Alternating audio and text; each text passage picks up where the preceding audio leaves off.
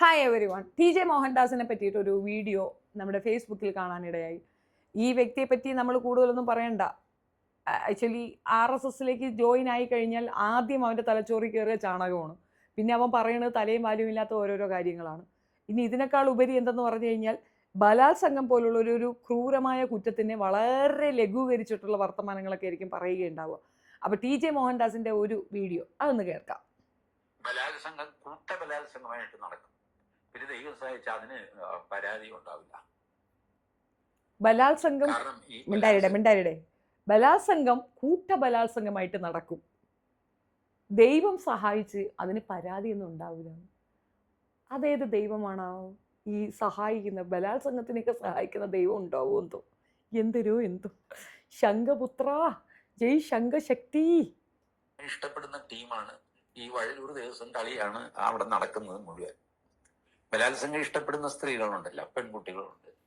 പണ്ട് പുനത്തിൽ കുഞ്ഞബ്ദുള്ള ഒരു കഥ എഴുതിയിരുന്നു. അതിന്റെ അവസാനം മലമുകളിലെ കുഞ്ഞബ്ദുള്ളയെ എന്നെ വന്ന് ബലാത്സംഗം ചെയ്യൂ എന്ന് ഒരു സ്ത്രീ പറയുന്നതായിട്ടാണ് കഥ അവസാനിക്കുന്നത്. അപ്പോൾ ബലാത്സംഗം ഇഷ്ടപ്പെടുന്ന ആൾക്കാരുണ്ട്, പ്രത്യേകിച്ചും ഇടതുപക്ഷ മതനിരപേക്ഷ ജനാധിപത്യ വർഗ ബഹുജന ഡിമാല ഗുണ്ടി ഗുണ്ടന്മാരൊക്കെ ഈ പരിപാടി മേൽപ്പറഞ്ഞ പരിപാടികളൊക്കെ ഇഷ്ടപ്പെടുന്നവരാണ്. അതുകൊണ്ട് ബലാത്സംഗം എന്നിട്ട് എത്ര പേര് ഈ നിരപേക്ഷ ഗുണ്ടാസ് എന്ന് നിങ്ങൾ അവകാശപ്പെടുന്നവർ വന്നിട്ട് ഇത്രയും ലഘൂകരിച്ച് ഇത്രയും വലിയൊരു ക്രൈമിനെ പറ്റി പറഞ്ഞ് നിങ്ങൾ കേട്ടിട്ടുണ്ട്? അതെല്ലാം പോട്ടെ, ഞാൻ ആ വിഷയം എന്താണെന്ന് പറഞ്ഞുതരാം. ചില പെണ്ണുങ്ങൾ അങ്ങനെ ആഗ്രഹിക്കാറുണ്ടെന്ന് ഇയാൾ പറഞ്ഞില്ലേ, അത് ഏതു തരം പെണ്ണുങ്ങളാണെന്നും ഇയാളെ പെണ്ണുമ്പിള അങ്ങനെയൊക്കെ ആഗ്രഹിക്കുന്നുണ്ടെന്നുള്ള ഒരു വിശദീകരണം തരാം. പക്ഷെ ബലാത്സംഗം നടക്കും. അതിനിടയ്ക്ക് ആരെങ്കിലും ചത്തു കഴിഞ്ഞാൽ അടുത്ത രക്തസാക്ഷിയായി രക്തസാക്ഷികൾ സിന്ദാബാദ്, പകരം ഞങ്ങൾ ചോദിക്കും ഡിങ്കിടി ഡിങ്കിൻ ഡിങ്കി ഡിങ് ഡിങ് എന്ന് പറഞ്ഞ് ബലാത്സംഗം നിർത്തണേ. ഒരു പ്രായം കഴിഞ്ഞാൽ പിന്നെ പിള്ളേരുടെ സ്വഭാവം കൊച്ചുപിള്ളേരെ പോലെ ഇരുന്ന് പേട്ടത്തരം പറയുന്നത് കേട്ടില്ലേ? ഇയാൾ പറഞ്ഞത് എന്തുകൊണ്ടാണെന്ന് അറിയാം? നിങ്ങൾക്ക് മനസ്സിലായില്ലെങ്കിൽ ഞാനൊരു വിശദീകരണം തരാം. സാധാരണ നമ്മുടെ പെണ്ണുങ്ങൾക്ക് പൊതുവിൽ ഒരു സാറ്റിസ്ഫാക്ഷൻ കുറയുന്ന ഒരു സ്റ്റേജ് ഉണ്ട്. അങ്ങനെ ചില ആണുങ്ങൾക്കുണ്ട്. Not workable condition at all in that time പെണ്ണുങ്ങൾ ആഗ്രഹിക്കുന്നതാണ്, ആരെങ്കിലും എന്നെ ഒന്ന് അങ്ങനെയൊന്ന് ചെയ്തിരുന്നു എങ്കിൽ, കുറച്ച് ഹാർഡായിട്ട് ചെയ്തെങ്കിൽ എന്ന് ആഗ്രഹിക്കുന്നുണ്ട്. അത് അങ്ങനെ ആഗ്രഹിക്കുന്ന പെണ്ണുങ്ങളുടെയൊക്കെ കെട്ടിയവൻ അല്ലെങ്കിൽ കൂടെയുള്ള പാർട്ട്ണർക്ക് ഈ കഴിവ് കുറവായിരിക്കും. അവളെ പെർഫെക്റ്റ് ആയിട്ട് സാറ്റിസ്ഫൈ ചെയ്യിക്കാൻ ഒരുത്തനെ കൊണ്ട് പറ്റുമെന്നുണ്ടെങ്കിൽ ഒരു കാരണവശാലും ഒരു പെണ്ണും അങ്ങനെ ചിന്തിക്കത്തില്ല. അപ്പോൾ അങ്ങനെ ഒരു പെണ്ണ് ചിന്തിക്കുന്നുണ്ടെങ്കിൽ, അത് ടി ജെയുടെ വീട്ടിലുള്ള പെണ്ണ് ചിന്തിക്കുന്നുണ്ടെങ്കിൽ, അണ്ണ വിറച്ച് ഈ വർത്താനം പറയച്ചിലേ ഉള്ളോള്, യഥാർത്ഥ സ്ഥലത്ത് സംഗതികൾ നടത്തേണ്ടിടത്ത് സംഗതി നടക്കുന്നില്ല എന്നുള്ളതാണ്. അതുകൊണ്ടാണ് ഒരു 4-5 പേര് ചേർന്ന് എന്നെ ഒന്ന് ചെയ്തെങ്കിലെന്ന് സ്വന്തം പെണ്ണുമ്പിള്ള ചിന്തിച്ചതും പറഞ്ഞതും. ആ ഓർമ്മയിൽ വന്നിരുന്ന വീഡിയോ ചെയ്താൽ ഇതുപോലെ കൈവിട്ടു പോയി വല്ലതും പറഞ്ഞു പോകും. ഞാൻ ഇവരെ സംഘികളെന്ന് വിളിക്കാതെ ബലാൽ സംഘികൾ എന്ന് വിളിക്കുന്നതിൻ്റെ ഒരു കാരണം ഇവറ്റുകളുടെ കയ്യിലിരിപ്പ് ഇതാണ്.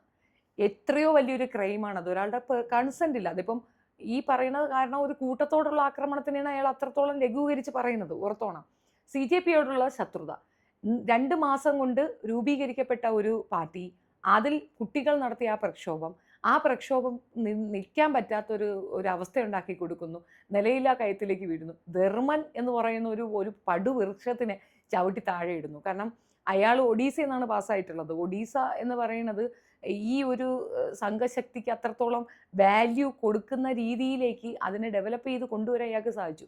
ബ്രഹാൻസനെ അറിയുമല്ലോ നിങ്ങൾക്ക്. ബ്രഹാൻസനെ കൊന്നു കളഞ്ഞ സ്ഥലമാണത്. അവിടെ ഉച്ചനീചത്വം വലിയ ഉച്ചഘട്ടത്തിൽ നിൽക്കുന്നൊരു സാഹചര്യം ഉണ്ടായിരുന്നു. അത് ആ കഥ നിങ്ങൾക്ക് അറിയില്ലെങ്കിൽ ഞാൻ ഒന്നും കൂടെ റിപ്പീറ്റ് ചെയ്യാം. അദ്ദേഹം മിഷണറി പ്രവർത്തനം നടത്തുന്ന ഒരു പിന്നെ ക്രൈസ്തവ സമൂഹത്തിലെ ഒരാളാണ്. മിഷണറിയും വൈസ്രോയി ആ ഒരു ഡിഫറൻസ് മനസ്സിലാക്കുക. വൈസ്രോയി മരുന്നവരെ വെട്ടിപ്പിടുത്തവും ഭരണവും കൊണ്ടുവരുന്നത്. മിഷണറി എന്ന് പറയുമ്പോഴത്തേക്ക് നാട്ടുകാർക്ക് നന്മ ചെയ്യുക, സർവീസ് മെൻറ്റാലിറ്റിയുള്ള മനുഷ്യരാണ് അവർ. അപ്പോൾ അങ്ങനെ വന്ന ഒരു വ്യക്തി ഇവിടെ ആദ്യം വരുന്നു. അതിന് ശേഷമാണ് അദ്ദേഹം വിവാഹം കഴിക്കുന്ന 3 കുട്ടികളാകുന്നതൊക്കെ അതിന് ശേഷമാണ്. ഇവിടെ വരുന്നൊരു സിറ്റുവേഷനിൽ ഒരു ഗ്രാമം ഒന്നടങ്കം ഒറ്റപ്പെടുത്തപ്പെട്ട ഒരു സാഹചര്യമുണ്ട്. കുഷ്ഠരോഗം വന്നിട്ട്, കുഷ്ഠരോഗം പണ്ടൊക്കെ അത്രയും വലിയ പ്രോബ്ലമായിരുന്നു. തൊടുന്നവനിക്കൊക്കെ വരും എന്നുള്ളത് കൊണ്ട് അവരെ അങ്ങ് മരണത്തിന് വിട്ടുകൊടുക്കുക എന്നതിനപ്പുറം അതിന് ട്രീറ്റ്മെൻ്റ് ഒന്നും ഉണ്ടായിരുന്നില്ല. പക്ഷെ പുള്ളി വന്നു, ട്രീറ്റ് ചെയ്തു, അവരെ സേവ് ചെയ്തു. ആ പറയുന്ന ആൾക്കാർ ഈ പറയുന്ന വ്യക്തിയിൽ അട്രാക്റ്റ് ആവുകയും തങ്ങളെ കൊല്ലാൻ കൊടുത്ത ആ മതസമൂഹത്തിനെ വിശ്വസിക്കാതെ ഇദ്ദേഹത്തിൻ്റെ മതവിശ്വാസത്തിലേക്ക് ചേരുകയും ചെയ്തു. അപ്പം മതം മാറ്റൽ നടത്തുന്നു എന്നുള്ള ഒരു പേരും പറഞ്ഞിട്ടാണ് അദ്ദേഹത്തിന് 2 പിഞ്ചു കുട്ടികളെയും ജീപ്പിനകത്തിട്ട് കത്തിച്ച് കളഞ്ഞ ഈ ഒഡീസയിലാണ്. അവിടുന്നാണ് ഈ പറയുന്ന വിദ്യാഭ്യാസ മന്ത്രി പാസ്സായിട്ട് വന്നിട്ടുള്ളത്. ഇവരുടെ ഏറ്റവും ശക്തനായ ഒരു പോരാളി തന്നെയാണ് ഈ പറയുന്ന വ്യക്തി. നമ്മുടെ പഴയ വിദ്യാഭ്യാസ മന്ത്രി. അപ്പോൾ ആ വ്യക്തിയെ അയാളുടെ ചിറകൊടിച്ച് അയാളെ അങ്ങോട്ട് എടുത്ത് ദൂരെ കളയുന്ന ഒരു അവസ്ഥയിലേക്ക് കുട്ടികൾക്ക് എഫർട്ട് എടുക്കാൻ പറ്റിയിട്ടുണ്ടെങ്കിൽ നിസ്സാര കഥയൊന്നുമല്ലല്ലോ.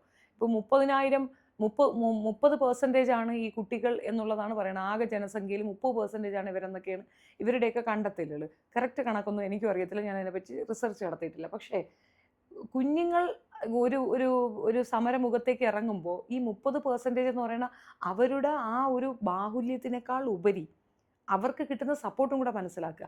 ഇപ്പോൾ ജോലിക്ക് പോകുന്നൊരു വിഭാഗം ഉണ്ടാകും, ഈ കുട്ടികളല്ലാത്തൊരു വിഭാഗം മധ്യവയസ്കരുണ്ടാകും, അതും അതിനേക്കാൾ ഓൾഡ് പീപ്പിൾസും ഉണ്ടാകും.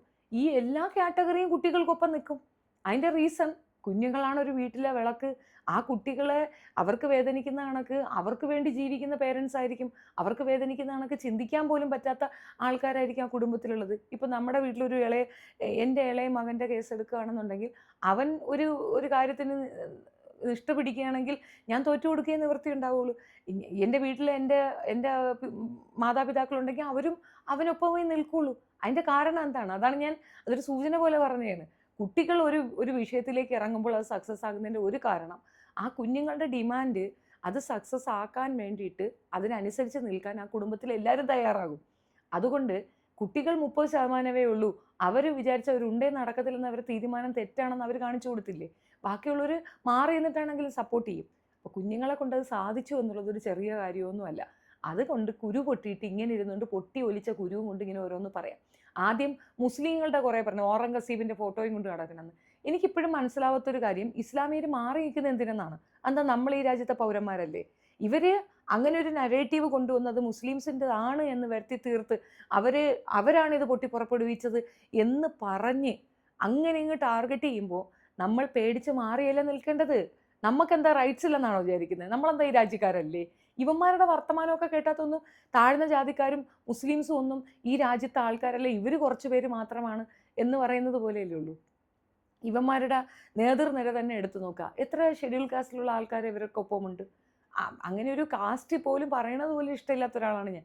പക്ഷേ അങ്ങനെ ഒരു സ്റ്റാറ്റസ് എടുത്തു നോക്കുക നിങ്ങൾ, അപ്പം മനസ്സിലാകും അവർക്കൊക്കെ ഇവർ കൊടുക്കുന്ന വാല്യൂ എന്താണെന്ന്. അവരുടെ നേതൃത്വ നിരയിലേക്ക് എടുത്തു നോക്കിയാൽ മാത്രം മനസ്സിലാവുന്ന ഒരു കാര്യമാണ്. ഈ ഒരു എന്താ പറയുക, ഉച്ചനീചത്വങ്ങൾക്കെതിരായിട്ട് സ്ട്രെങ്തനായിട്ട് നിൽക്കുന്നത് ഇസ്ലാമിയരാണ്. അവർക്കിടയിൽ ഒരു കാരണവശാലും ഈ വേർതിരിവില്ല. അവിടെ എല്ലാം ഇസ്ലാമിയരായിട്ട് തന്നെയാണ്. നീതി പണക്കാരൻ അല്ലെ പാവപ്പെട്ടവൻ, അങ്ങനെ ചില രീതിയിലൊരു കൺസേൺ വരുമെന്നതിനപ്പുറം ജാതീയത കൊണ്ട് അവർ ഒരു കാരണവശാലും ഒരു മനുഷ്യരെ വേർതിരിക്കാറില്ല. ദൈവത്തിൻ്റെ മുമ്പിൽ സമന്മാരാണെന്ന്. എനിക്ക് ഈ ഇടയ്ക്ക് ഒരു കമൻറ്റ് വന്നിട്ടുണ്ടായിരുന്നു, നിങ്ങൾക്ക് ബാങ്ക് വിളിയുടെ അർത്ഥം പറയാൻ പറ്റുമെന്ന്. എല്ലാ മതവിശ്വാസങ്ങളുടെയും അർത്ഥം എടുത്തു നോക്ക്, അവരുച്ചരിക്കുന്ന സാധനങ്ങളുടെയൊക്കെ അർത്ഥം എടുത്തു നോക്ക്. രാമായണ മാസത്തിൽ രാമചരിതമല്ലേ പറയുന്നത്, അതത്രയും മൈക്കിലല്ലേ പറയണത്, അത് ഞങ്ങൾ കേട്ടുകൊണ്ടിരിക്കുന്നുണ്ടല്ലോ. ഞങ്ങൾക്കത് ഇമ്പമാർന്ന ഒരു ഇതായിട്ടാണ് തോന്നുന്നത്. കാലത്തെ എഴുന്നേക്കുമ്പോൾ കൗസല്യ സുപ്രജ രാമ പൂർവ്വ സന്ധ്യാ പ്രവർത്തി, എന്താ പറയുന്നത്? അത് രാമായണത്തിന് ബേസ് ചെയ്തിട്ടുള്ളൊരു ഇതല്ലേ വരുന്നത്. അത് നമ്മൾ കേൾക്കുന്നില്ലേ? അത് നൊസ്റ്റാൾജിയ ആയിട്ടല്ലേ നമുക്ക് ഫീൽ ചെയ്യുന്നത്. അങ്ങനെ മതമൗലികവാദമോ അല്ലെങ്കിൽ ഇനി മതനിരപേക്ഷതയാ, ഇനി ഇവൻ പറയുന്ന ഹുണ്ടാ-ഗുണ്ടി എന്നൊക്കെ പറഞ്ഞുകൊണ്ട് എത്ര തന്നെ കളിയാക്കിയാലും ഇവിടെ മാത്രം എക്സിസ്റ്റ് ചെയ്യുന്നതാണ് ഈ കമ്മ്യൂണിസം. അത് മനുഷ്യനെ തുല്യതാ പരിഗണന കൊടുക്കുന്ന ഒരു സംഗതി ആയതുകൊണ്ടാണ് അത്രയും ജനങ്ങൾ അതിനകത്തേക്ക് ചേർന്ന് നിൽക്കുന്നത്. ബോധവും വിവരവും വിദ്യാഭ്യാസവും ഉള്ള കേരളത്തിൻ്റെ മണ്ണിൽ നിങ്ങൾ ഈ വൾഗാരിറ്റി കൊണ്ട് നട്ടുവെക്കാമെന്ന് വിചാരിക്കേ വേണ്ട. മരുന്നിന് 1-2 അവിടെ എവിടെയൊക്കെ ഉണ്ട്. മന്ദബുദ്ധികളായ ആൾക്കാർ നമുക്കിടയിൽ ഉണ്ട് തന്നെയാണല്ലോ. ഇപ്പോൾ എല്ലാവർക്കും ബുദ്ധി ഉണ്ടാവണം നമുക്ക് നിർബന്ധം പിടിക്കാൻ ഒക്കത്തില്ലല്ലോ. ഈ കൂട്ടത്തിലേക്ക് വരുന്ന ഏതെങ്കിലും ഒരെണ്ണം നല്ല രീതിയിലൊരു വായനയുള്ള, നല്ല രീതിയിൽ വിവരമുള്ള, വിദ്യാഭ്യാസമുള്ള ഒരാളുണ്ടെന്ന് തോന്നുന്നുണ്ടോ?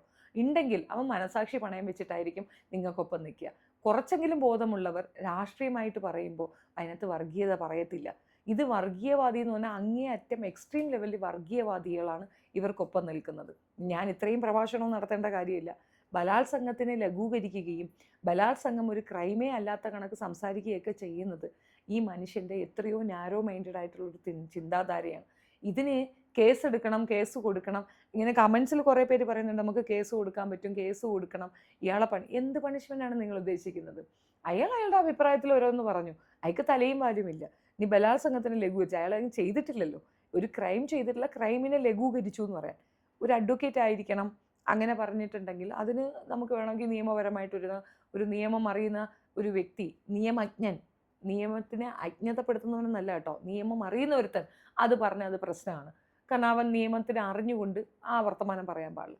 അല്ലാതെ തലയ്ക്ക് വെളിവില്ലാതെ വിറച്ചിരുന്ന് സ്വന്തം ഭാര്യ ആവശ്യപ്പെടുന്ന ഒരു കാര്യം പബ്ലിക്കിലേക്ക് വന്ന് പറയുന്ന ഇയാളെ പറ്റി എന്ത് പറയാനാണ് നിങ്ങൾ ആഗ്രഹിക്കുന്നത്?